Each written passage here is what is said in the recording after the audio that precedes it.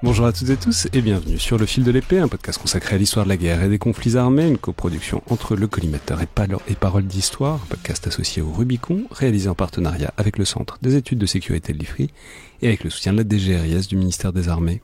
Je suis Alexandre Jublin, comme toujours en compagnie d'André Loez. Bonjour André. Bonjour Alexandre, bonjour à tous et tous. Nous sommes ravis de vous retrouver pour un nouvel épisode de notre série de podcasts sur les conflits oubliés ou méconnus du grand public français.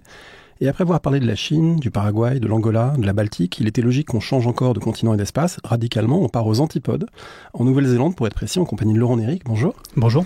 Alors bienvenue dans Le Fil de l'Épée, vous êtes lieutenant-colonel dans l'armée de terre, mais aussi chercheur en histoire et l'auteur d'une thèse soutenue en 2020 intitulée « Les New Zealand Wars, la culture guerrière maori face à l'impérialisme britannique ». Et ça, on peut dire, je suis à peu près certain, parce que des fois on nous dit oui, celui-là on le connaît un peu, celui-là je suis vraiment totalement certain que personne ne le connaît, ce conflit en France, pour la simple et bonne raison que, je sais pas, je crois que c'est vous André qui avait eu l'idée de ce truc-là, puis on a vraiment cherché, et il y a un seul truc qui a été produit en français là-dessus, c'est votre thèse. Donc il se trouve que vous êtes officier de l'armée de terre, ce qui est, on peut dire que c'est pas tant un hasard que ça, puisqu'il y a un intérêt militaire, mais en fait, vous êtes vraiment la seule personne à travailler en France sur cette question des New Zealand Wars et, disons, des guerres maoris.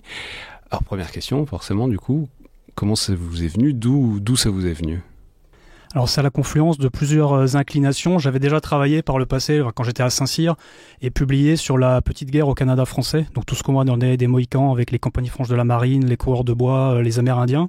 Donc les thématiques de guerre asymétrique, guerre coloniale, etc. C'est des choses qui m'intéressent beaucoup de prime abord, depuis très longtemps. Ensuite, il y a mon intérêt de longue date pour les All Blacks. Donc ça c'est génial, parce que vous l'objectivez dans la thèse. Je veux dire, c'est une thèse qui est très agréable à lire, qu'on a lu tous les deux pour préparer l'émission. Vous objectivez totalement le truc que oui, c'est parce que vous êtes fan de rugby, vous voyez le haka, et du coup ça amène à se poser des questions sur, rappelons ça, on y reviendra, mais la culture guerrière maori, quoi. Exactement, donc ça peut être un piège aussi parce qu'on d'idéaliser un des protagonistes, mais du coup j'ai aussi été entre guillemets un praticien de contre-insurrection. Du coup, je me suis retrouvé entre guillemets de l'autre côté, donc en tant qu'un soldat régulier qui livre un combat de contre-insurrection. Du coup, c'est aussi une bonne clé aussi pour analyser le comportement, les mesures, les tactiques mises en œuvre par les Britanniques. Donc du coup, ça a neutralisé en quelque sorte l'idéalisation potentielle des Maoris. Peut-être sur le haka, on va reparler évidemment des séquences concrètes dans lesquelles ça s'insère au milieu du 19e siècle, mais aujourd'hui, il y a des formes de haka qui sont très codifiées, il y en a différents qui sont faites avec parfois des gestes très violents, d'égorgement, etc. Ça renvoie quand même à une réalité que vous observez sur le terrain, c'est-à-dire qu'effectivement, parfois, il y a des provocations qui sont faites à l'adversaire sous cette forme dansée au 19e siècle dans les affrontements que vous étudiez. Oui, exactement. On peut même dire qu'il y a une vraie guerre psychologique. Donc ça, c'est des choses qui ont été codifiées au XXe siècle, mais qui existent déjà depuis les guerres préhistoriques. Donc ça, je me renvoie par exemple au livre de Lawrence Keeley, qui a travaillé là-dessus. Donc ça, c'est une vraie maîtrise, et on le voit avec les Maoris à plusieurs reprises, avec leur notion de défi. Comme je leur dis, c'est une notion homothétique. C'est dans le sens où il y a des défis individuels, de guerrier à guerrier, et il y a des défis systémiques. Donc ça, c'est quelque chose qu'ils ont vraiment su maîtriser et aux différents niveaux. Donc ça, c'est notamment une de mes conclusions, c'est qu'ils ont réussi à maîtriser l'art opératif, parce que souvent on estime que les cultures tribales, elles sont capables que de faire de la tactique, des coups, des embuscades, et pas forcément de l'art opératif, donc d'inscrire ça dans la durée. Et les Maoris ont montré que, en tout cas pour leur exemple, c'était faux. C'est hyper intéressant parce que il y a un problème de source qui est assez évident, qui est que vous avez d'un côté une culture orale avec des pratiques tribales, etc. Et de l'autre, vous avez l'Empire britannique, donc avec une relation à l'écrit et à l'archive légèrement différente. Donc voilà, la question c'est comment est-ce qu'on fait pour se sortir un peu du prisme très dissymétrique qui fait qu'il y a beaucoup de sources d'un côté et assez peu de l'autre. Et pour accéder, puisque votre question est une de vos questions, alors il y a une partie très narrative, très chronologique qui permet d'avoir enfin une chronologie de ces trucs-là en français, même si c'est pas publié, mais il y a aussi une partie où vous vous intéressez vraiment à la question de ce que c'est les Maoris, ces guerriers, et la manière dont ils font la guerre selon leur schéma préexistants tribaux qui s'adaptent en face de l'occupant britannique. Alors ça fait effectivement un problème initial, c'est la dissymétrie des sources, et en histoire forcément vous êtes lié aux sources.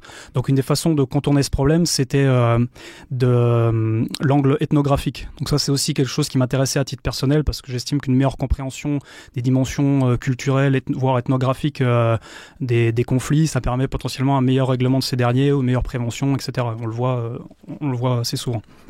Donc, depuis assez longtemps, pareil, j'étais attiré par les écrits de Lévi-Strauss, sans avoir eu vraiment le temps et le besoin de me plonger sérieusement. Car en effet, ça n'est pas au cœur du cursus de Saint-Cyr. Non. Pour l'instant. Encore que, lorsque j'ai fait la scolarité à l'école de Guerre-Terre, on consacrait pas moins de 16 semaines à ce qu'on appelait la guerre au milieu des peuples. Donc ça, c'est le général Facon qui avait tenu à changer la terminologie. Il disait la guerre au milieu des populations, c'est quelque chose d'un peu indéfini. Alors que la guerre au milieu des peuples, ça rend tout de suite l'idée de dynamique culturelle à l'œuvre. C'est pas du tout l'objet de ce format, etc. Mais on peut dire qu'il y a toute une question immense qui s'est notamment déployée dans l'armée américaine au moment de la guerre contre le terrorisme, des invasions de l'Afghanistan et de l'Irak, de savoir la place qu'on mettait aux cultural studies, à s'intéresser aux cultures et des endroits où on était. Ça a mis très longtemps à monter, ça y est maintenant, c'est aussi en France. Bon, mais là on est sur une tangente complète. On parlait à la base de l'ethnographie des Maoris et de la manière dont ça vous aide ou pas à comprendre des choses sur comment ils faisaient la guerre au début du 19e, quoi. Et donc Lévi-Strauss, une des réponses au manque de sources, c'est-à-dire l'angle ethnologique, qui donne déjà une méthodologie, une approche, la façon d'inscrire le mythe dans la réflexion. En l'occurrence, les mythes maoris, on voit que il n'y a pas une réponse unique à un problème. Il y a systématiquement plusieurs options. Le personnage de Maui, donc on voit même dans les dessins animés récents comme Vaiana, qui n'est pas seulement fort, mais qui est aussi rusé. Donc il y a s'intéresser à fond aux mythes maoris, ça donne aussi pas mal de clés de compréhension finalement sur ce que je trouve leur stratégie assez diversifiée. C'est assez loin finalement de l'image qu'on peut envoyer le haka, c'est-à-dire une charge frontale, etc. Pour casser aussi cette dissymétrie et le face-à-face maori-britannique, dont on va voir qu'il est la grande confrontation que vous étudiez, il y a un troisième acteur qui est intéressant, parce que ce Pacifique Sud, les Français s'y intéressaient énormément au cours de la période. On va sans doute en reparler pour donner quelques éléments de contexte, ce qui fait que vous avez aussi des textes d'observateurs français qui sont très attentifs à ce qui se passe sur ces îles néo-zélandaises et aux progrès ou aux échecs des Britanniques, parce que ils en tirent des enseignements aussi bien pour leurs ennemis européens que pour leurs propres entreprises coloniales. On a même un troisième acteur que sont les États-Unis, même si à l'époque ils sont pas encore connectés l'océan Atlantique à l'océan Pacifique. En revanche, il y a des vrais intérêts, notamment pour la question baleinière dans le Pacifique Sud. Donc on retrouve aussi les Américains. Donc il y a une véritable course un peu impérialiste et qui fait que les prises de possession, entre guillemets, s'accélèrent ou parfois sont faites de façon un peu irréfléchie. C'est le cas avec Waitangi, où ça se fait un petit peu contre le cours des choses. Donc Waitangi, on va mentionner tout de suite, c'est le traité qui est signé en 1840 entre les Britanniques et les Maoris au sens large, disons, enfin une certaine tribu maori, et qui va être le début le ferment en tout cas des guerres subséquentes. En fait, c'est une prise de possession qui ne dit pas son nom, parce qu'il y a un problème de traduction. Donc les Maoris ont cru être placés sous la protection des Britanniques, alors qu'en fait, ils se retrouvent sous la suzeraineté des Britanniques. Ouais, c'est marrant, ça arrive assez souvent dans la sphère coloniale en Asie, c'est protectorat qui pour les Amérindiens, en Afrique. À la base, on est toujours là pour les aider, et puis voilà. C'est contrat quand même. Ouais. Tout le monde n'est pas le sens juridique des Européens. Non, mais venons-y quand même, parce que venons à enfin, vous avez déjà mentionné la question baleinière, mais ça pose la question en fait de la présence, de l'arrivée des Européens dans la région et des liens qui commencent à nouer fin 18e et 19e avec ces populations-là. Donc il y a la question baleinière, il y a la question... Enfin, globalement, c'est une présence maritime dans la région, quoi. Qui s'accélère à la deuxième moitié du XVIIIe siècle. Donc il y a d'abord la recherche du fameux continent austral. Donc ça, c'est ce qui oriente les expéditions de Cook initialement. Après, il y a les routes commerciales qu'on recherche. On recherche des routes commerciales un peu plus commodes entre les différents continents. Et après, il y a des intérêts économiques au sens strict, c'est-à-dire la question baleinière, le lin et tout un tas de marchandises pour ce qu'on appelle les relâches maritimes. Une relâche, en gros, c'est un endroit où un bateau ou un navire fait une escale. Et ça, du coup, les relâches, c'est un peu une obsession dans les journaux de bord. En clair, leur obsession, c'est trouver à manger et surtout à boire. Donc les relâches, c'est vraiment quelque chose de très important. Et à l'époque où justement les empires, notamment l'Empire britannique, se construit, il y a tout ce maillage qui se met en place petit à petit. Donc c'est assez sparacoup, c'est-à-dire la progression engendre une vulnérabilité, en tout cas un étirement des lignes de communication, d'où la recherche d'un comptoir ou d'un autre point d'appui, etc. Donc ça se fait de façon graduelle comme ceci. Et alors, ce qui est assez fascinant dans cette histoire, c'est que ces contacts et ces points d'appui progressifs dans le Pacifique Sud pour les nations européennes, ça met les populations indigènes, donc on appelle de manière générale Maori, peut-être qu'on reviendra sur le terme, ça met ces populations indigènes en contact avec eux, y compris en contact avec leur technologie, Maori, ce qui veut dire qu'avant que les choses graves commencent du point de vue de l'affrontement, les années 1840, en fait, on a des populations maoris qui sont en partie acculturées, modernisées, qui ont acquis en particulier des armes à feu. Voilà, vous faites allusion à ce qu'on a appelé les Musket Wars. Donc, en gros, les contacts avec les Européens s'accélèrent à partir de 1790. Et il y a une deuxième vague en 1810. Et souvent, on voit un parallèle avec le nombre d'épidémies. Parce qu'il y a un afflux de population européenne. Donc à partir en gros de 1810, les contacts avec les Notamment, Européens... on leur donne avec beaucoup de générosité des maladies vénériennes qui les déciment, parce que c'est pas des populations qui avaient eu beaucoup de contacts avec le continent, donc ils sont pas très bien immunisés. Oui, et je signale juste à ce propos le livre récent de l'archéologue Christophe Sand, Hécatombe océanienne, histoire de la dépopulation du Pacifique et ses conséquences, qui est paru aux éditions Au Vent des Îles il y a très peu de temps. Oui, parce que c'est vrai que c'est un vrai sujet qu'on retrouve dans tous les journaux de bord. C'est pour ça que souvent les explorateurs, il y a une vraie dimension ethnographique dans ce qu'ils écrivent, et c'est assez intéressant parce que souvent, effectivement, il y a des préjugés dans ce qu'ils écrivent, forcément, mais il y a aussi une vraie dimension ethnographique et souvent une conscience de ce qui est en train de se produire sous leurs yeux. Alors, mais donc, du Mont d'Urville, par exemple, pour en citer qu'un. Du Mont d'Urville, du Petit Thouars, enfin bon, c'est des explorateurs de cette époque-là qui passent dans la région. Mais donc, ce qu'il y a d'intéressant, c'est que les populations se modifient. Alors, ils prennent les maladies, et puis il y a aussi toute une économie qui se modifie, puisque les armes à feu arrivent, ils en veulent, et alors il y a tout un commerce qui s'établit, donc des relations, et puis aussi un changement technique chez les Maoris, qui sont, on va en reparler, mais une culture qui est assez tournée vers la guerre, et qui d'un coup ont des nouveaux outils là-dedans. En fait, il y a une vraie déstabilisation, c'est-à-dire que les Maoris recherchent les armes à feu, donc pour acquérir les armes à feu, ils se mettent à se spécialiser dans certaines ressources, ce qui engendre des famines parce qu'au lieu de faire de l'agriculture de subsistance, ils fabriquent du lin, enfin ils cultivent du lin ou d'autres matières, et ce qui fait que des tribus qui sont en état de famine font des raids pour aller s'approprier les ressources des autres, et ça engendre une dynamique de conflit. Donc finalement, il y a un effet, il y a un catalyseur à la fois dans les causes et dans les conséquences de l'arrivée d'armes à feu sur ce territoire, quoi. C'est un territoire sur lequel est-ce qu'on peut quantifier le nombre de sociétés, on dit souvent des tribus, voilà. Ça ressemble à quoi cette mosaïque au moment où ces premiers contacts un peu durables s'établissent avec les Britanniques en particulier ?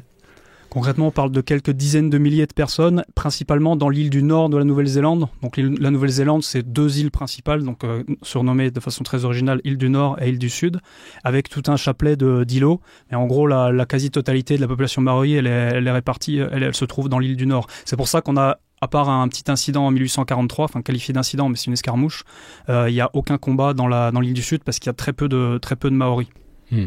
Alors, peut-être préciser qu'avant cette grande guerre, donc c'est New Zealand Wars, il y a celle auquel vous avez déjà fait référence, donc c'est Musket Wars, Wars, parce que c'est plusieurs expéditions, enfin faut pas voir ça comme un début, une fin, enfin bon voilà, qui sont pas du tout avec les Britanniques, ni avec les Occidentaux, mais qui sont entre Maoris, mais du fait ils ont touché des armes à feu, donc ils s'en servent, et ils s'en servent les uns contre les autres, et là où c'est intéressant et important pour notre propos et votre propos, c'est que à ce moment-là, se mettent en place déjà des modifications assez profondes des cultures guerrières traditionnelles. Voilà, il y a deux choses qui vont vraiment perdurer. Il y a l'aspect intertribal, parce qu'il y a beaucoup de dynamiques intertribales qu'on va retrouver après dans les New Zealand Wars, dans la dynamique des alliances notamment, avec des conflits, des vieux conflits qui finalement seront prolongés à travers les Britanniques, mais aussi et surtout, comme vous disiez, des modifications tactiques, donc dans leur art de la guerre, parce que dans l'art de la guerre maori pré-colonial, il n'y a pas d'armes de jet, par exemple. Donc c'est uniquement basé sur du corps à corps. Là, vous avez du coup des armes à feu, donc ça change complètement.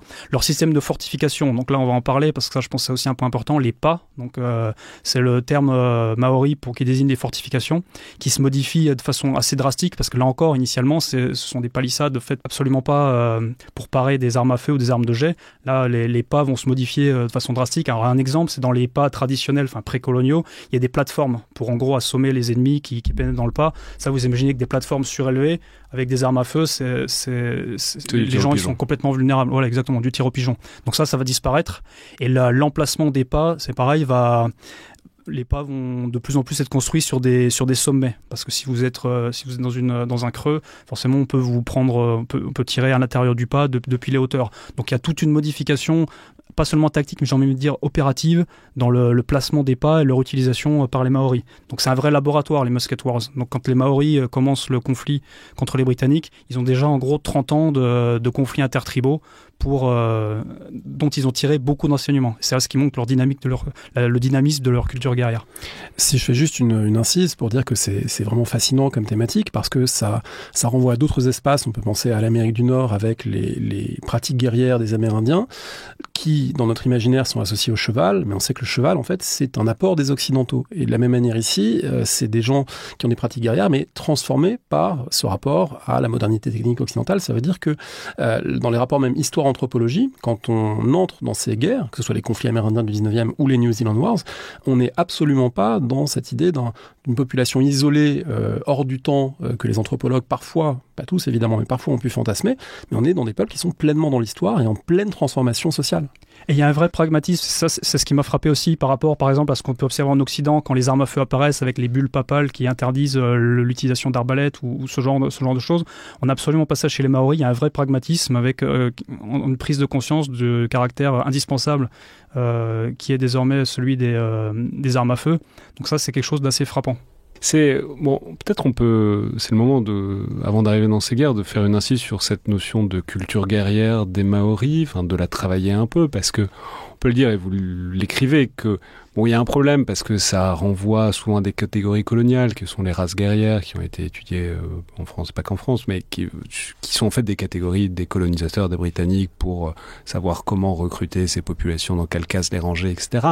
Donc forcément, on est un peu tributaire, en tout cas c'est la longue traîne de ça quand on parle d'une culture guerrière pour un peuple. En même temps, ils se font beaucoup la guerre quand même, c'est pas, c'est factuel, quoi. C'est pas que projeté par les Européens. Donc voilà, comment est-ce que vous avez appréhendé, compris et réussi à mettre à sa place ces pratiques endémiques de guerre dans la culture maori, disons au sens large? Alors, comme vous dites, j'ai écarté la notion de race guerrière qui finalement apportait pas grand-chose et qui est une catégorie coloniale qui servait surtout à faire du recrutement et à être plus accrocheur dans les affiches en disant vous êtes des races guerrières, etc. Donc ça, on le retrouve à la fois dans l'Empire britannique, mais aussi dans l'Empire français. Donc il y a pas mal de travaux là-dessus. Donc je me suis plutôt attaché, comme vous dites, à la notion de culture guerrière. Alors culture, c'est un mot qui est ambivalent parce que ça définit à la fois un substrat, votre identité, donc un substrat, et aussi une dynamique avec un processus d'apprentissage, etc. Donc c'est là où notamment l'ouvrage de Lévi-Strauss, Race et Histoire, m'a le plus apporté, c'est-à-dire montrer en quoi il y a l'aspect cumulatif de la culture guerrière maori. Et c'est ça qui est pour moi un des premiers critères. Il y a plusieurs critères, mais celui que je retiens particulièrement, c'est une culture chez qui, en gros, l'innovation est principalement axée vers le domaine guerrier. Alors, il y a tout un tas d'autres aspects. Il y a par exemple des sociétés comme les sociétés maoris.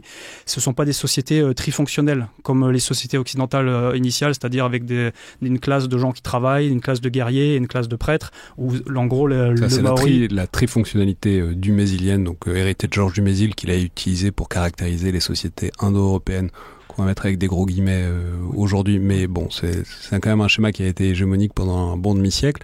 Voilà, ça, en fait, les Maoris, non, puisque c'est les mêmes qui travaillent et qui font la guerre. Et c'est le même mot qui définit d'ailleurs homme et guerrier, c'est Toa. Donc du coup, c'est intéressant de voir ça, et ça posera d'ailleurs problème aux Maoris, et les Britanniques vont beaucoup jouer là-dessus, c'est le fait d'une armée permanente, ou que des troupes permanentes qui affrontent des troupes non permanentes, qui doivent en même temps se livrer à leurs obligations agricoles. Et donc une des clés, un des facteurs de succès britannique, ça va être de bien comprendre ces dynamiques-là, et de transformer les différentes campagnes ou les différents conflits en guerres d'attrition qui vont forcément défavoriser des combattants non permanents. Si on reste sur cette culture guerrière, qu'est-ce que ça induit comme hiérarchisation au sein des Maoris?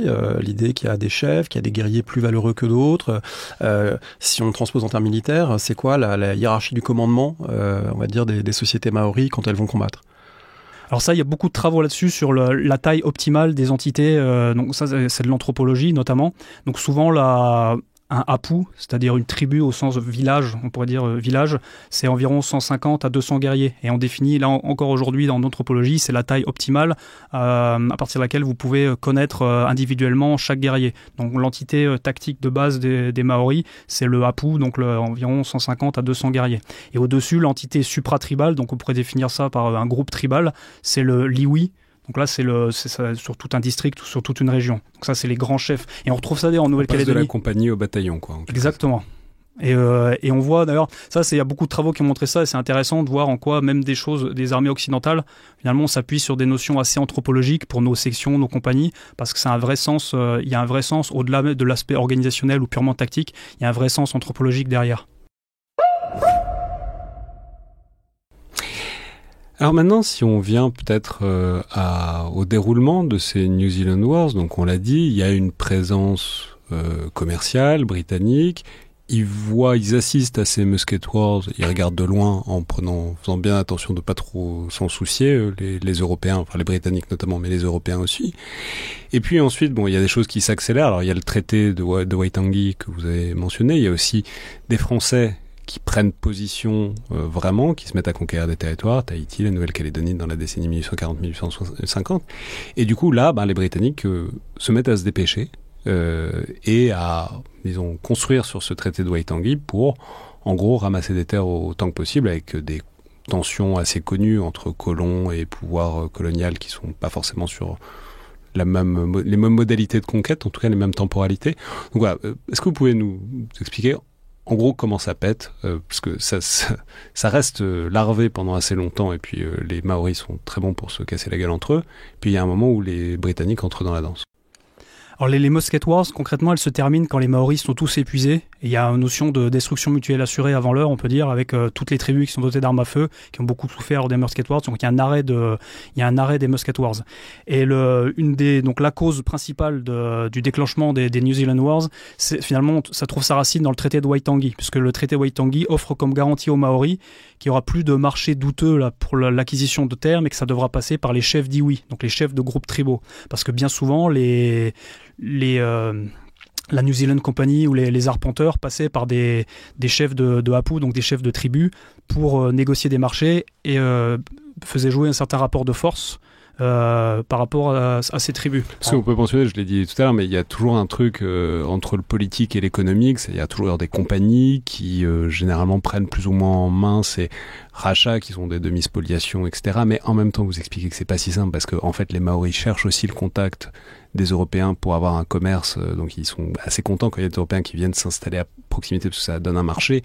Voilà, mais en tout cas, il y a une dynamique de rachat de terres assez massif par des entrepreneurs privés et des colons.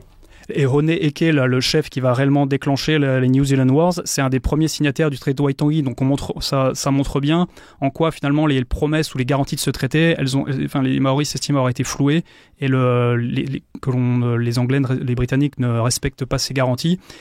Et c'est ce qui amène au déclenchement. Et ce qui est intéressant, c'est dès cette époque, entre les autorités impériales et la colonie, on retrouve un hiatus et qui va aller croissant au fur et à mesure du XIXe siècle, c'est-à-dire les autorités impériales qui sont plutôt inquiètes. Enfin, leur principal souci, c'est de garder les tensions au plus bas niveau, donc en limitant l'expansion foncière et les tensions qu'elles peuvent générer. Et à l'inverse, vous avez les colons et le gouvernement colonial par la suite qui va essayer de maximiser l'extension foncière. Donc là, vous avez un hiatus qui va aller croissant et qui va notamment expliquer l'époque du retrait des troupes impériales, parce qu'en gros, les Britanniques s'estiment pas devoir valider par le maintien de troupes la politique foncière des coloniaux qui, selon eux, c'est du grand n'importe quoi. Ça viendra bien plus tard. Oui. On va rappeler un truc important, c'est qu'on est avant le télégraphe, on est avant la navigation à vapeur, on est donc à une époque où Londres est un minimum 3 mois de bateau, en gros, peut-être même plus.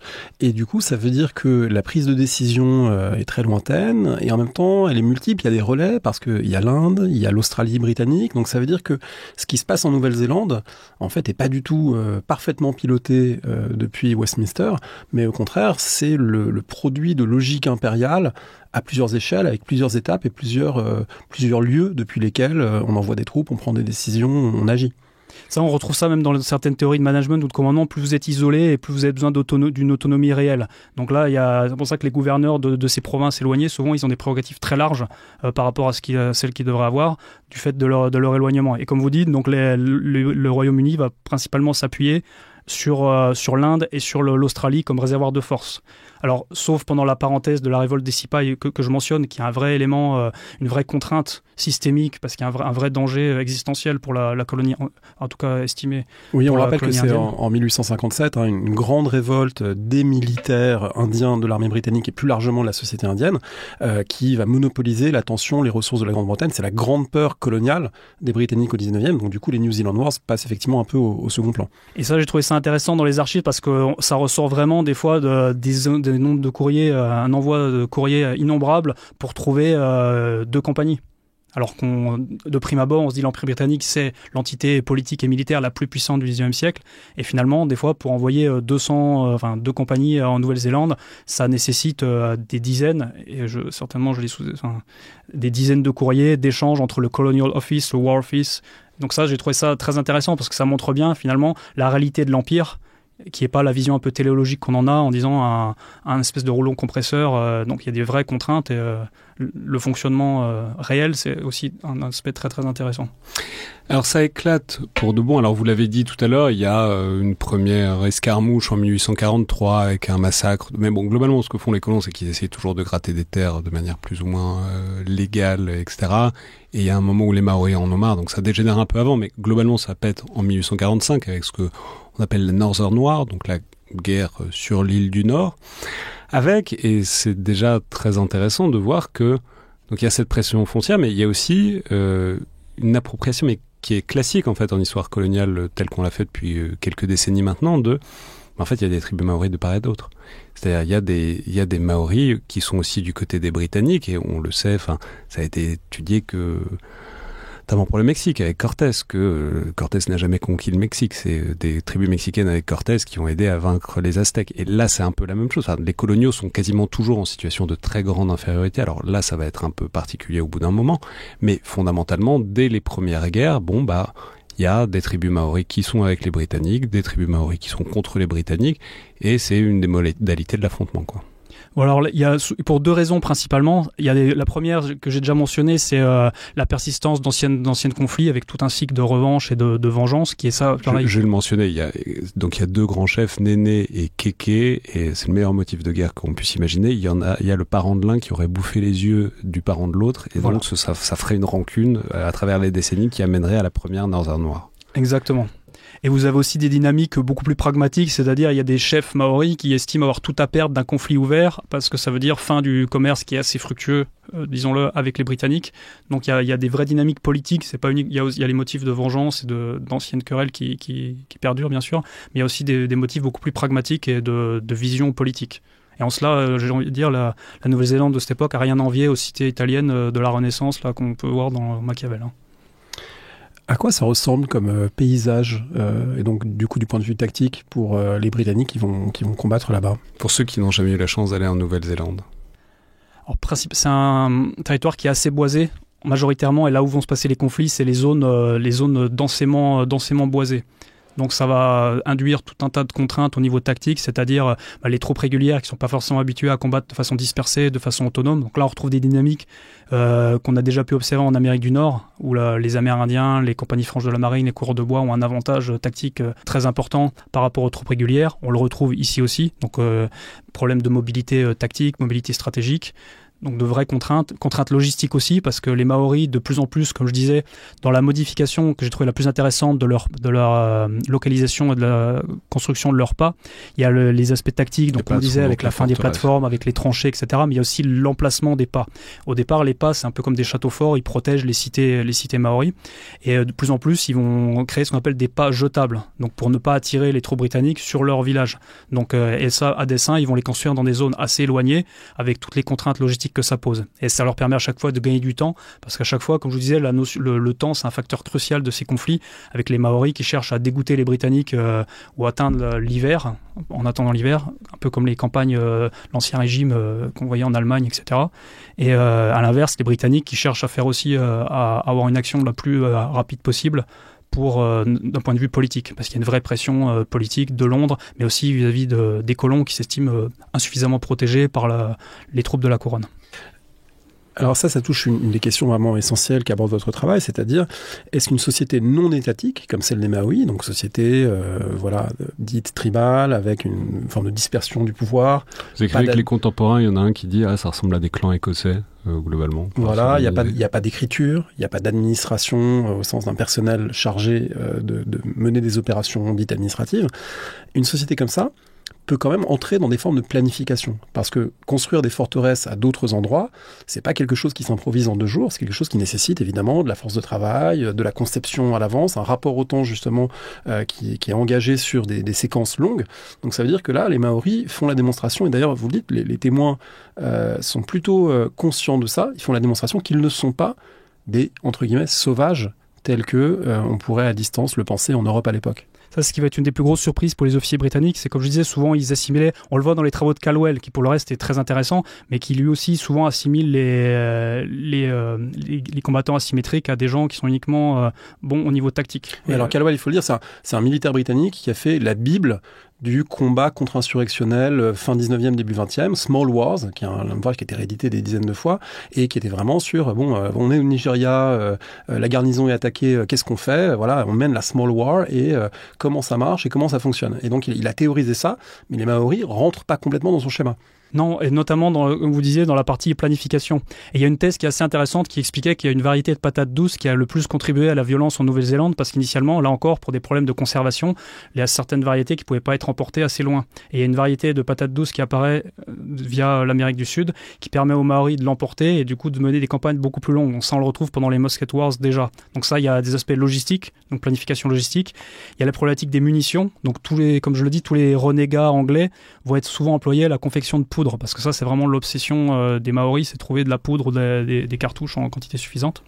Justement, on a déjà un peu parlé de l'armement des Maoris, c'est le moment de parler peut-être de l'armement des Britanniques, parce que de l'un dépend l'autre, c'est-à-dire les Maoris vont beaucoup récupérer des armes britanniques par le commerce et ensuite au cours des guerres. Et là, c'est hyper intéressant parce que vous indiquez bien que c'est un schéma pas habituel, c'est-à-dire les Britanniques, au début, ils sont pas plus nombreux, après ils vont l'être au bout d'un moment, mais au début, ils sont pas plus nombreux. Les armes, elles sont pas tellement meilleures parce qu'ils ont vendu quand même beaucoup d'armes aux Maoris et que en fait ils ont plein de problèmes d'ordre administratif qui sont très très amusants parce que ça ressemble à des paraboles de militaires contemporains, mais vous dites en fait les Britanniques, leurs munitions sont hyper rationnées, ils ont des consignes hyper strictes sur il faut ouvrir la caisse de munitions qu'une à la fois et avec un outil spécifique et au bon moment et de la bonne manière, etc., etc. Et du coup il y a des sortes de tracasseries administratives monstrueuses qui gênent vraiment le bon déroulement des campagnes des Britanniques.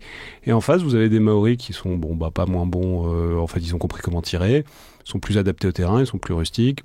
Il y a un rapport de force technologique et technique militaire qui est assez inhabituel pour une guerre coloniale, quoi. Oui, au niveau individuel, comme vous dites, c'est exactement ça. Il y a un syncrétisme de part et d'autre. C'est-à-dire, on a des Maoris qui, à part le fait qu'ils n'ont pas d'uniforme, ils ont quasiment le même armement, avec en plus quelques armes de corps à corps.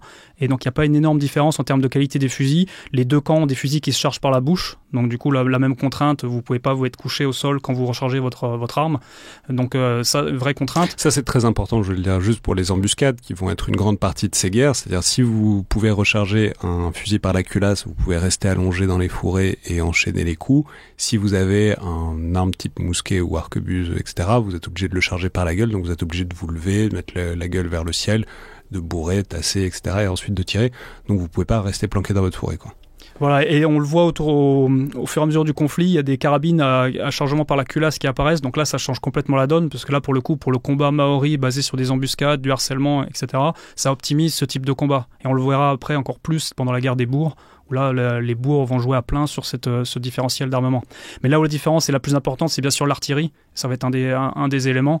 Donc c'est la première fois d'ailleurs que des canons de marine vont être utilisés à terre, donc les canons de 110 livres vont être utilisés à terre contre des troupes tribales. Donc ça montre en quoi, là encore, les New Zealand Wars ont été un vrai défi pour les Britanniques. Parce que là encore, souvent, dans certaines explications un peu simplistes, on dit les Britanniques étaient arrogants, etc.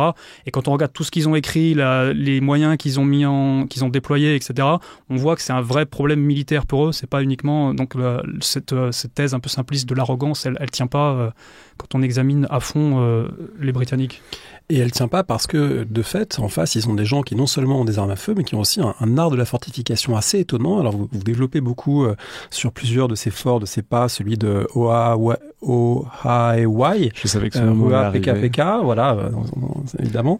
Mais c'est très intéressant parce que c'est des endroits qui préfigurent par certains côtés les abris de la Première Guerre mondiale, donc des abris enterrés. Et en fait, plus il y a de couches de terre entre soi et l'adversaire, plus ça absorbe le choc des munitions. Il y a un couvert végétal là aussi, donc un couvert végétal ça permet pas d'éviter les balles, mais bon, une balle qui doit traverser quand même des 1 mètre de feuillage, elle a moins d'énergie en arrivant, donc ça veut dire qu'il y a des conceptions de ces fortifications qui ont changé et qui sont très efficaces pour ce type de guerre. Et là encore, c'est l'apport de Lévi-Strauss m'a pas mal aidé là-dedans, parce qu'il dit que l'approche pragmatique que ces peuples ont, ça permet d'obtenir paradoxalement des résultats d'assez bonne qualité scientifique, où en gros ils sont livrés aux musket wars, donc face à des fusils, et concrètement ils se sont dit, quand les canons sont arrivés, finalement les canons ça reste que des fusils un peu plus gros, donc ils ont abordé le problème comme ça, et finalement avec des solutions assez efficaces. Donc vous avez mentionné l'écran là, le Pekerangi, ce que les Maoris appelaient Pekerangi, permettait de ralentir les troupes qui pouvaient passer à l'assaut des fortifications, mais aussi de ralentir la trajectoire des boulets. Donc là, pour le coup, avec un vrai effet de survivabilité de leur fortification, quoi. Et puis même avec des endroits qu'on appelle aujourd'hui des kill zones, c'est-à-dire des endroits où on va canaliser les assaillants vers une zone battue par des tirs de salve possibles, et du coup leur infliger une vulnérabilité maximale. Avec un élément supplémentaire que j'ai mentionné tout à l'heure, c'est le défi. Je vous disais, ils se sont beaucoup reposés là-dessus, c'est-à-dire faire une sortie pour provoquer l'assaut britannique, et finalement avec une grosse partie de la garnison qui n'est pas à l'intérieur du pas, mais à l'extérieur, et qui attend les Britanniques pour livrer une embuscade. Et ça pareil, ça montre un niveau de coordination et de maîtrise tactique important. C'est épatant parce que quand on voit leur leur forteresse, leur pas, ça fait un peu mini forteresse Vauban, quoi, parce qu'en fait il y a du bastonnage, l'idée c'est de faire des trucs en redoute pour ensuite pouvoir prendre les assaillants par des feux croisés. Donc il y a cette dimension là. Enfin, au niveau du tracé, ça rappelle vaguement, c'est pas une citadelle Vauban, mais la philosophie est quand même assez adaptée aux armes à feu. Et puis en même temps, il y a des trucs qui sont aussi complètement indigènes, qui sont fascinants. Vous dites, en fait, ils font des labyrinthes à l'entrée. C'est ce qui est pas un réflexe particulièrement de l'art de la guerre occidentale, mais vous dites, en fait, eux, ils faisaient déjà des labyrinthes à l'entrée avant, ils continuent à faire des labyrinthes à l'entrée en Inde, donc les Britanniques, il faut bien qu'ils entrent, ils arrivent et ils sont casser la gueule au corps à corps au niveau de l'entrée, parce que c'est à ça que ça sert, quoi. Ils sont désorientés, donc dans une kill zone, et avec l'utilisation de fusils de chasse à deux canons, donc avec un vrai effet à courte distance. Là encore, les Maoris auraient très bien compris l'utilisation, tactique des armes, un peu comme dans l'infanterie, on dit souvent il y a les groupes qui tirent à 300, les groupes qui tirent à 600 mètres. Là, les Maoris avaient déjà fait plus ou moins cette répartition avec des guerriers qui avaient des fusils de chasse à 2 coups, donc qui avaient une portée très courte mais très intéressant pour notamment cette kill zone à l'entrée des pas, et des fusils beaucoup plus modernes qui servaient à tirer sur l'ennemi au plus loin. Donc une vraie, là encore, intelligence tactique, et qu'on voit, nous, mise en œuvre même encore aujourd'hui. Alors ça s'arrête une première fois en 1847 avec un armistice. On n'a pas forcément les ressources pour mener une guerre à outrance des deux côtés. Ça va reprendre par la suite. Quel est le premier bilan, on va dire, que tirent les Britanniques ? Est-ce qu'ils se disent que ça en vaut la peine malgré tout de mener une conquête systématique, ou est-ce qu'ils sont un peu échaudés par ce qui s'est passé, qui est quand même une résistance d'assez grande ampleur ? Ils sont assez échaudés. La meilleure preuve, c'est qu'il n'y a absolument aucune spoliation foncière ou aucune punition après le conflit. Donc ils sont au contraire bien heureux de s'en être sortis relativement honorablement, grâce, et là vous l'avez déjà dit, à l'apport de ce qu'on appelait les Kupapa. Donc c'est les Maoris alliés aux Britanniques, parce que concrètement, pendant la Northern War, le nombre de Kupapa est quasiment équivalent au nombre de Britanniques, et c'est un peu le facteur décisif qui permet aux Britanniques de l'emporter. Donc dès à présent, les Britanniques sont tout à fait conscients qu'ils ne sont pas passés loin de la correctionnelle, si je puis me permettre. Et ça se traduit par la sortie de crise qui ne comporte aucune spoliation ou aucune punition. Alors après, je ne sais pas à quel point on va entrer dans la chronologie, parce que c'est vraiment des guerres qui s'arrêtent, qui recommencent, etc. Mais on peut dire qu'il y a un certain nombre d'évolutions qui sont quand même intéressantes entre ces différents conflits. D'abord, du côté britannique, vous indiquez bien qu'il y a un truc qui va beaucoup changer, ça va être le bateau à vapeur. la navigation à vapeur va énormément changer la mobilité tactique et stratégique des Britanniques qui vont pouvoir se déplacer sans s'emmerder avec les courants et les vents de mousson, se déplacer beaucoup plus librement le long de la côte et ensuite pénétrer, donc ça va être extrêmement important. Et puis, de l'autre côté, il y a des modifications sociales assez profondes chez les Maoris qui, à un moment, pour des tribus qui se font la guerre depuis des siècles, choisissent un roi. Mais pas par gaieté de cœur, mais ce qui montre bien qu'ils sentent en fait cette pression continue, même hors guerre des colons, qui continuent à les spolier, etc. Et donc il y a un moment quand même d'unification, enfin de relative unification, où il y a quelque chose qui se met en place pour faire face un peu à la pression britannique, quoi. C'est considéré comme un vrai danger par les Britanniques parce qu'une des fausses images qu'on a de ce genre de conflit, c'était la même chose en Amérique du Nord avec les Amérindiens, c'est l'unité des Maoris. Alors comme vous l'avez bien dit, ils sont tous sauf unis. En revanche, les mouvements d'unification, notamment le Kingi-Tonga, donc c'est le nom maori pour le King Movement, ça inquiète beaucoup les Britanniques parce qu'ils se disent déjà on a un interlocuteur qui veut parler d'égal à égal avec la reine et en plus on a une potentielle unification des tribus, notamment pour de potentiels conflits. Et donc cette montée en puissance, entre guillemets, ça correspond aussi à la montée en puissance impériale. Et c'est ce qui déclenche notamment l'invasion du Waikato, donc à partir de 1863, où là les Britanniques vont déployer de très nombreuses troupes, donc ils vont monter jusqu'à 14 000 hommes, ce qui pour la zone c'est quand même assez impressionnant. Ce qui fait qu'ils sont plus que les Maoris, ce qui est aussi assez rare en contexte colonial, c'est-à-dire la puissance colonisatrice qui aligne plus de soldats que la puissance colonisée. Alors c'est un des aspects un peu atypiques des New Zealand Wars, c'est-à-dire les Britanniques sont toujours plus nombreux que les Maoris, parce que les Maoris, du fait de leur désunion, du fait de leur dispersion sur l'île, dans chacun des conflits, ils sont toujours un peu moins nombreux, du fait des coups à pas, là encore, sans l'apport des alliés, des Maoris alliés, les Britanniques effectivement auraient été en désavantage systématiquement. Alors, ces 14 000 hommes, ça peut donner l'impression d'une armée britannique, colossale, monolithique. Là aussi, les choses sont un peu plus compliquées. Vous mentionnez à plusieurs reprises qu'il y a des désertions, et notamment des gens qui passent aux Maoris ou qui sont capturés par les Maoris. Il y en a un qui est célèbre, apparemment, qui s'appelle Kimball Bent, mais il y en a plusieurs. Donc, c'est une armée qui s'érode aussi en contexte colonial, et lointain, on le comprend, quand on est à 5 mois de bateau de Plymouth. Plymouth en Angleterre. On va avoir plus de mal peut-être à rester en obéissance. Et il y en a quand même qui on comprend, qui essaient de se barrer ou qui même vont go native, rejoindre les indigènes. Et il y a encore des châtiments corporels, donc il y a aussi une discipline assez stricte, donc qui amène certains, Kimball Ben, c'est son cas, à déserter. Donc effectivement, il y a ça. Après, un des enjeux finalement de l'Empire britannique, ça va être de générer un rapport de force local favorable. Parce que comme je disais, sur le papier, l'Empire britannique il est incomparablement plus puissant. Mais au niveau local, et ça va être là tout l'enjeu pour les Maoris, d'essayer d'avoir un rapport de force local plus important que les Maoris. Donc ils vont se reposer, comme vous l'avez dit, sur la navigation vapeur, entre autres, et essayer de maximiser là encore l'apport de l'Australie comme réservoir de troupes. C'est intéressant parce que en vous lisant, on a l'impression que factuellement, les Britanniques vont à la victoire de revers en revers. C'est-à-dire que un peu à chaque fois qu'il y a, alors, on peut dire du fait que individuellement, c'est pas si dissymétrique. Par contre, là où les Britanniques ont un avantage, c'est s'il y avait une bataille rangée. Donc ils essayent d'avoir une bataille rangée, mais ils en ont jamais. Et du coup, c'est en permanence des assauts de pas. Donc l'un après l'autre, alors ils réussissent un peu, mais les Maoris s'enfuient. Alors on sait pas trop ce que ça a donné, parce que les Britanniques racontent donnent des chiffres, mais bon, vu qu'on n'a pas de source de l'autre côté, puis qu'ils ont une grosse tendance quand même à exagérer pour se rassurer, c'est très difficile de mesurer. Mais donc on a l'impression que c'est de trucs pas glorieux en pas glorieux, ils se prennent des embuscades non-stop. Mais bon, au fur et à mesure, donc première guerre 1845, deuxième guerre 1860, ensuite 1863, c'est la grande invasion du Waikato. Bon, ils finissent par progresser. De petits trucs pas glorieux en petits trucs pas glorieux, à la fin, ils ont quand même conquis l'essentiel de la Nouvelle-Zélande. C'est vrai, et ça va être un vrai problème pour les Britanniques de chercher une bataille décisive. Ça, c'est dans la culture militaire occidentale. Donc les Maoris ont très bien compris ça, et dès le tout premier affrontement rangé, la bataille de Puketutu en 1845, les Maoris vont comprendre d'emblée. Ils vont plus jamais affronter les Britanniques en terrain découvert, parce qu'ils ont tout à fait compris la supériorité des tuniques rouges sur ce terrain-là, donc ils vont plus jamais le faire. Et plus généralement au niveau stratégique, ils vont toujours refuser aux Britanniques la possibilité d'une victoire décisive, en essayant de les dégoûter. Et dès cette époque, ils ont bien compris les problématiques très actuelles d'enlisement, On voit de nos jours, des fois, l'enlisement, c'est un mot qui est dégainé sur des durées de plus en plus courtes. Donc ils ont très bien compris la dimension politique de ça et la frustration des colons, où des fois il y a des campagnes qui au niveau tactique sont tout à fait pertinentes. La campagne de Cameron par exemple, dans le Waikato et plus tard dans le Taranaki, au niveau opératif, tactique et opératif, c'est très pertinent, parce qu'il a une approche tout à fait méthodique. Et les colons en revanche vont beaucoup le critiquer parce qu'ils vont s'estimer, ils vont dire on a quand même 14 000 hommes qui sont déployés.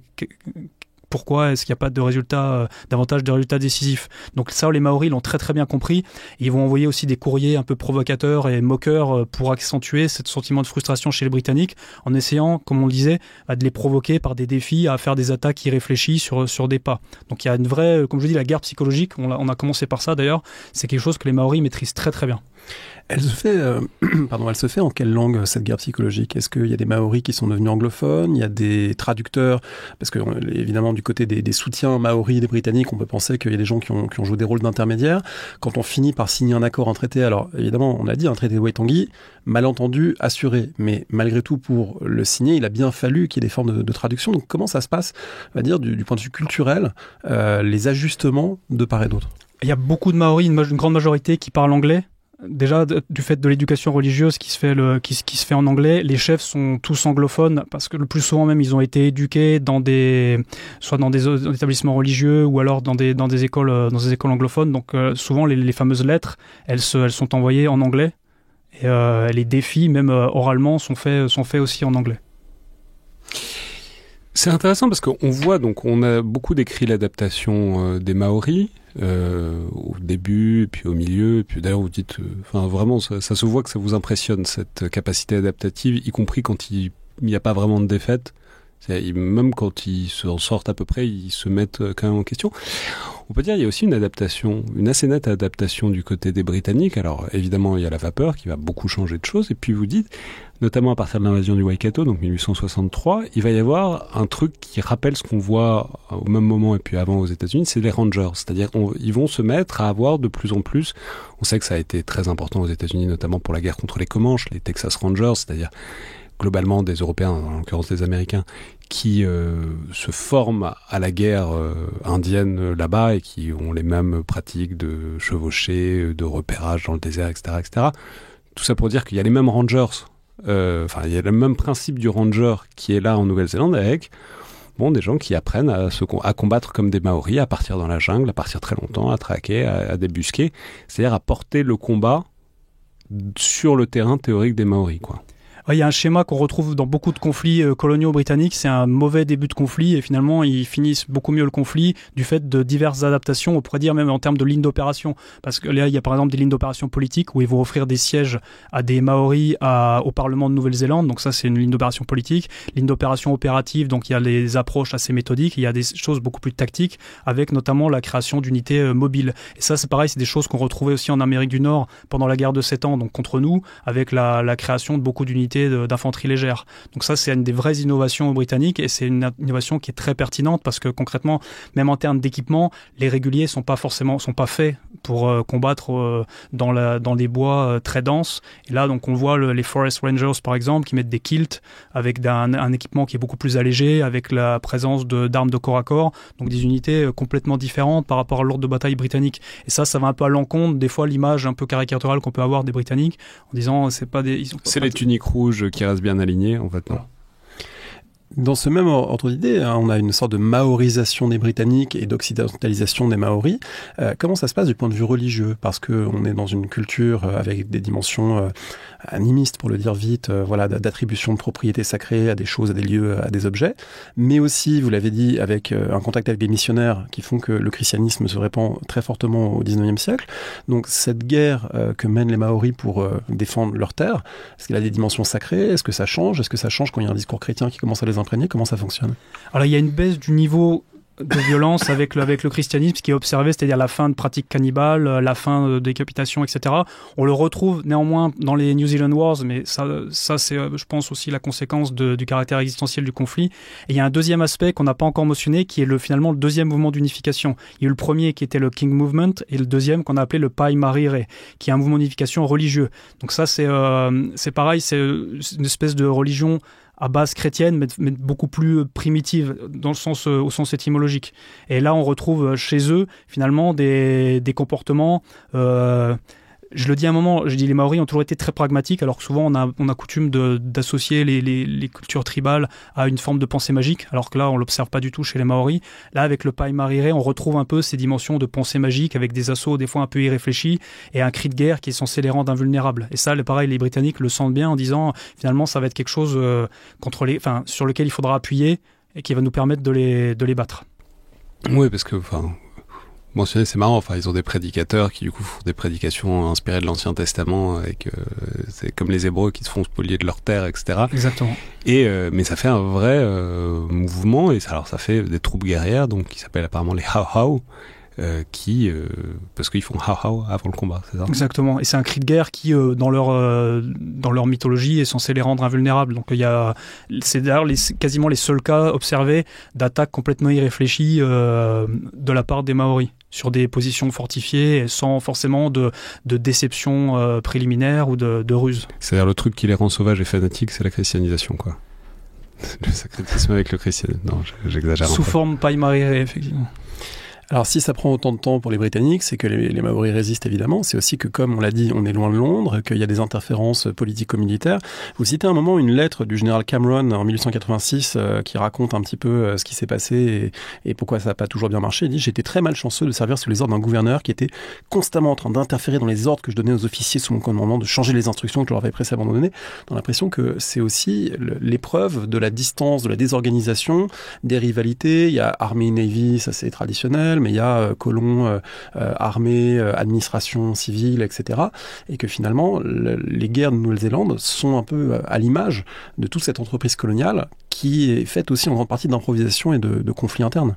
Ouais, c'est le problème sempiternel de la subsidiarité entre autorité politique et autorité militaire et qui est aggravé en Nouvelle-Zélande parce qu'au départ, comme je le dis, les commandants en chef britanniques, quand il y a un bataillon qui est déployé, c'est un lieutenant-colonel. Là, quand vous avez un général comme Cameron, qui est un général expérimenté, etc., là, les frictions avec le gouverneur vont croissantes, il y a les problèmes de personnalité aussi.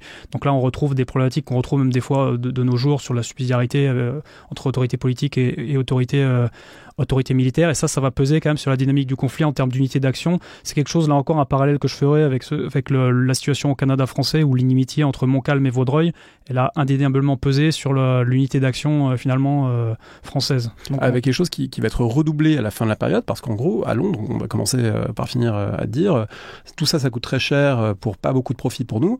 Est-ce que les colons néo-zélandais pourraient pas se débrouiller tout seuls et finalement assumer leur propre défense ? Oui, ça va être ce qu'on appelle la self-reliance policy. Donc ça, c'est finalement le retrait des troupes impériales et la volonté de la part de Londres de donner l'autonomie à la colonie qui a tout à fait les moyens. Une fois que le plus dur est fait quand même. Voilà. La colonie qui a les moyens financiers, qui est clairement très riche, et qui c'est un peu la théorie du passager clandestin. En fait, vous avez des courriers de Londres, ils n'emploient pas le terme, mais il y a clairement cette idée qui est sous-jacente en disant les colonies sont très riches. Ils pourraient se payer leurs soldats eux-mêmes. Voilà, donc c'est ce qui se passe avec du coup les colonies, les autorités coloniales qui s'inquiètent parce qu'ils disent il y a encore des troubles, etc.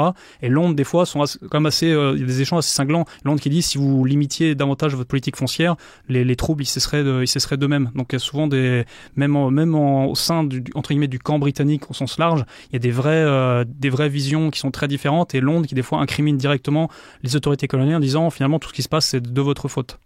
Je me suis demandé en vous lisant si quand on était un colonel ou amiral britannique vers 1850-60, recevoir une affectation Nouvelle-Zélande, c'était une super occasion de monter en grade, ou si c'était un peu le placard et loin quand même de l'Inde, jouer de la couronne, loin des théâtres d'opérations plus proches, la Crimée, de choses plus prestigieuses. Voilà.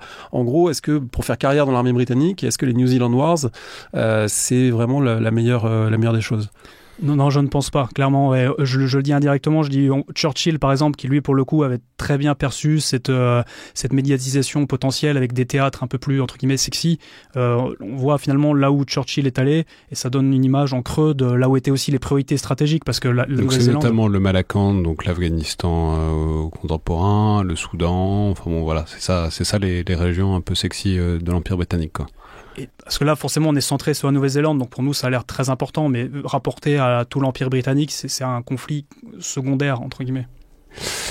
Et enfin, peut-être pour terminer, ça pose la question de ce que c'est resté ce souvenir des New Zealand. Donc on l'a dit à moitié. Enfin bon, il y a un moment où ils sont complètement exsangues, les Maoris, où ils peuvent plus continuer simplement culture guerrière ou pas culture guerrière quand vous faites laminer et que vous faites repousser et spolier. Il y a un moment où c'est plus possible. Vous mentionnez un petit peu en creux, mais c'est hyper intéressant. Il y a eu un revival culturel maori dans les années 70, dont on a peut-être perçu les soubresauts finaux en Europe avec la grande mode du tatouage maori qui est arrivée dans les années 90-2000, etc., etc. Mais voilà, plus généralement, dans cette culture maori, qui s'est occidentalisée par la force des choses et par la colonisation. Voilà, où est-ce que ça en est ? Quelle est la place, disons, mémorielle de ces New Zealand Wars hier et puis aujourd'hui, quoi ? Alors, il y a deux aspects qui, pour le coup, sont un peu antithétiques. Il y a l'aspect polémique, c'est-à-dire il y a encore des règlements judiciaires donc il y a un tribunal de Waitangi qui a été créé pour réparer les spoliations faites indûment aux Maoris, parce les tribunaux néo-zélandais ont montré que par exemple l'invasion du Waikato, c'est clairement une attaque britannique et c'est absolument pas les Maoris qui l'ont déclenché. Donc du coup toutes les spoliations qui ont été faites à l'issue de cette campagne sont réparées petit à petit, soit directement en rendant les terres au clan Maori, soit en les dédommageant. Donc ça c'est l'aspect un peu plus polémique, avec les aspects aussi historiographiques, c'est-à-dire le Waitangi, le traité de Waitangi lui-même qui était une prise de possession et pas une mise sous protectorat. Donc ça, c'est l'aspect polémique. Après, il y a les aspects entre guillemets positifs. Il y a un vrai syncrétisme qu'on retrouve, pour finir là où on a commencé, chez les All Blacks, avec notamment le haka qui est assimilé à ça. Et même le chef d'état-major de l'armée de terre, une fois, qui avait dit dans une interview je veux une armée de terre avec l'esprit guerrier des All Blacks. Donc on voit que même dans l'armée de terre néo-zélandaise française, française. Le général Bosser à l'époque, il y a eu une interview, je crois dans le Canard enchaîné, où il avait dit je veux une armée de terre avec l'esprit guerrier des All Blacks. Donc on voit que même dans la psyché populaire ou dans la pop culture, parce que le pas c'est mieux que l'imagino quand on y réfléchit. C'est plus souple, quoi. Ouais, oui, ça, déjà on peut le démonter, enfin on peut l'abandonner plus facilement, mais cela dit, je crois qu'il y a un parallèle dans la tête parce que ça se contourne aussi, un pas. Et il y a l'armée néo-zélandaise qui non mais justement j'allais dire c'est pas polémique, comment dire. Parce qu'il y a ce côté, quand on est à un match de rugby, on en fait des caisses pour dire c'est magnifique de voir des blancs faire le haka, etc., ce syncrétisme. Comment dire, aujourd'hui, c'est pas quelque chose qui fait débat, c'est pas quelque chose qui est relu dans une certaine... je veux dire, c'est aussi un syndrome... On peut le tourner comme de l'appropriation coloniale, mais... Là-bas, c'est pas du tout perçu comme ça, c'est-à-dire c'est vraiment quelque chose qui est considéré comme l'identité néo-zélandaise et qui est identité plurielle, Maori et Pākehā, donc c'est le surnom qu'on donnait aux Blancs, aux Européens au 19e siècle. Donc ça, c'est vraiment... Là-bas, c'est pas du tout vu comme entre guillemets, quand ce sont les néo-zélandais qui le font, comme une appropriation culturelle. Et l'armée néo-zélandaise, par exemple, quand vous avez un officier qui se présente, qui veut être un peu tradi, il vous fait une présentation en anglais et en néo-zélandais et en Maori. Et donc il y a vraiment cette chose-là. Quand il y a des soldats qui meurent au combat, il y a un haka, il y a pas mal de vidéos de l'époque de l'Afghanistan qui sont sur internet, qui sont assez émouvantes, où vous avez un régiment qui fait un haka en honneur à un des leurs qui est tombé au combat. Donc c'est vraiment un syncrétisme positif dans la culture néo-zélandaise actuelle, quoi. Est-ce que finalement la meilleure incarnation de cet esprit maori, ce serait pas Steven Adams, le joueur maori de NBA? Oui, si vous voulez, qui est une espèce de colosse de 2,20 m qui est blanc et qui a grandi sur une ferme avec 14 frères et sœurs. Et origine maori. Et tatoué jusqu'au cou, très littéralement. Ce qui est très intéressant. Enfin, on n'a pas parlé du tatouage, mais qui est une partie très intéressante et qui excite dès le début la curiosité des Européens et qui est quelque chose de marquant aussi de cette culture guerrière au sens large des Maoris, quoi. Et qu'on retrouve dans les armes avec l'individualisation des armes, avec les sculptures qui sont faites sur les crosses des fusils, ou chaque arme maori en bois qui est individuelle. Donc ça, chose qu'on n'a pas du tout entre guillemets en Europe avec la standardisation, avec des armes qui sont toutes les mêmes. Chez les Maoris, les armes ont vraiment un aspect, pas un aspect que utilitaire, c'est vraiment en gros un prolongement de votre identité, quoi. Donc, tout cet aspect-là qu'on retrouve également. Merci beaucoup. Laurent Éric. Donc on peut pas renvoyer vers le bouquin parce que c'est bien dommage parce que on espère, moi je trouve que c'est un bouquin qui mériterait vraiment d'être, une thèse qui mériterait vraiment d'être éditée parce que c'est extrêmement intéressant, extrêmement vivant et que, comme je l'ai mentionné au début, c'est un sujet sur lequel on ne trouve aucune autre ressource en français. J'ai glissé un petit conseil de lecture qui porte quand même sur les îles du Pacifique, qui est le livre de Christophe Granger, Joseph Cabris, Les possibilités d'une vie, qui est sur un Français qui a vécu une grande partie de sa vie au sein de populations polynésiennes et qui est un livre très très intéressant, prix Femina en 2020. C'était donc Le Fil de l'Épée, une émission produite et co-animée par Alexandre Jublin et André Loès, distribuée par Binge Audio. Comme d'habitude, toutes les remarques et commentaires sont bienvenus par mail ou sur les réseaux sociaux, les nôtres, ceux du Rubicon. Tout comme notes et appréciations et commentaires, etc. sur Apple Podcast, sur Spotify ou sur YouTube. Merci beaucoup. Merci à vous. Merci à toutes et tous et à la prochaine fois.